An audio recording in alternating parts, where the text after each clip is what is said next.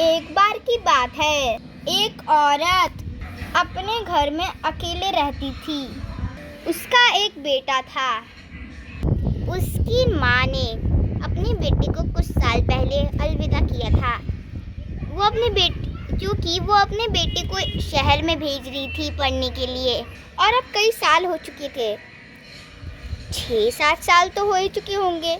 और उसकी मम्मी अकेले ही रहती थी घर में, खाती थी, पीती थी और बर्तन मांजती थी, कपड़े धोती थी, सब अकेले ही करती थी और अपने बच्चे को खूब मिस करती थी। ये सब रूटीन तो आपकी भी मम्मी का होगा, कपड़े धोना, बर्तन मांजना, खाना बनाना। लेकिन आपकी मम्मी आपके साथ रहती होगी। लेकिन इसमें क्या है, सबसे अलग एक रूटीन था उसका कि वो रोज़ जब उसका खाना बन जाता था तब वो एक बूढ़े आदमी को कुछ एक रोटी देती थी। वो रोज़ उसके खिड़की के पास आता और कुछ ना कुछ मांगता, रोटी दे दो, रोटी दे दो, रोटी प्लीज़ दे दो, प्लीज़ कृपया करके दे दो, भगवान तुम्हारी मांगे पूरी करेगा। जब वो ये कहता तो श्वेता मान जाती और फिर रोटी निकालने लगती और रोज़ वो एक एक्स्ट्रा रोटी बनाती और उस बूढ़े बाबा जी को दे देती और वो फिर वहाँ से चला जाता। ऐसे ही रोज़ बाबा जी आते, रोटी लेके जाते, आते, रोटी लेके जाते, आते, रोटी लेके जाते।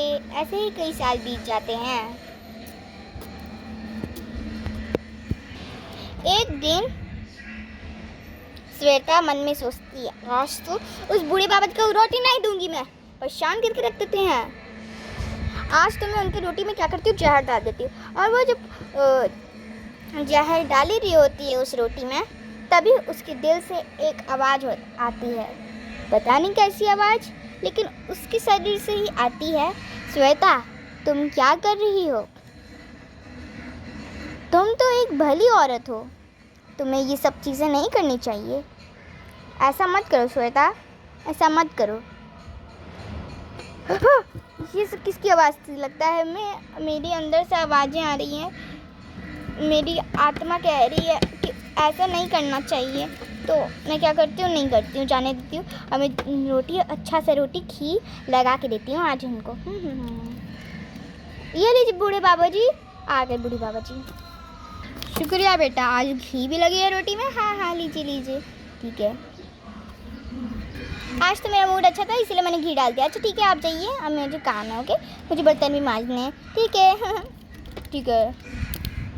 उसी दिन कुछ अलग होता है। उसके घर घंटी बजती है, यानी डोरबेल बजती है। पहली बार उसके घर कभी भी डोरबेल नहीं बजती थी।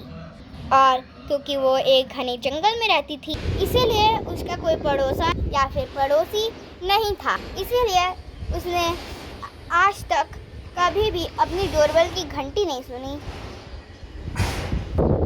उसका बेटा भी नहीं था, इसीलिए डोरबेल की घंटी नहीं बजाता था। नहीं तो अगर उसका बेटा होता तो वो बाहर जाता, तो बार बार जब आता तब डोरबेल की घंटी बजाता।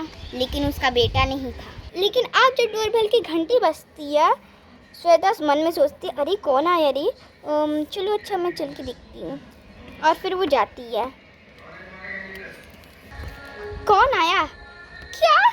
मुझे अपने आंखों पे विश्वास नहीं हो रहा। तुम यहाँ क्या कर रहे हो? मेरा बच्चा। बोलो, मेरा मम्मी, मेरा बच्चा। इतना सालों की बाद तू कैसे आया? तेरी ऐसी हालत कैसे हो गई? शहर में लड़ाई हो रही थी। क्या शहर में लड़ाई हो रहा था?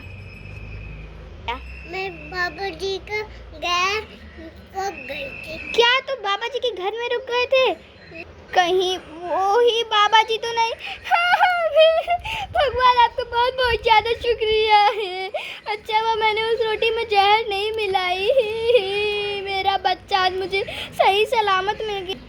बाबा जी और थैंक यू रोटी दे। हाँ, मुझे पता चल गया बेटा कि तुझे रोटी देते थे, वो मैं समझ गई। मेरा बेटा बच गया।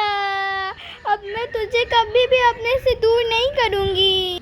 तो दोस्तों, इस कहानी से हमें ये शिक्षा मिलती है, हमें दूसरों की मदद करना चाहिए और हमें दूसरों का अच्छा करना चाहिए, तो हमारा ही अच्छा होता है, भगवान हमें ही अच्छा देते हैं क्योंकि भगवान हमेशा हमें देखते रहते हैं। ओके दोस्तों, तो take care and bye bye. और क्या करना है कि हमें इस वीडियो को लाइक करना है अगर अच्छा लगा आपको तो, और सब्सक्राइब करना है अगर आप हमारे चैनल में नए आए हैं।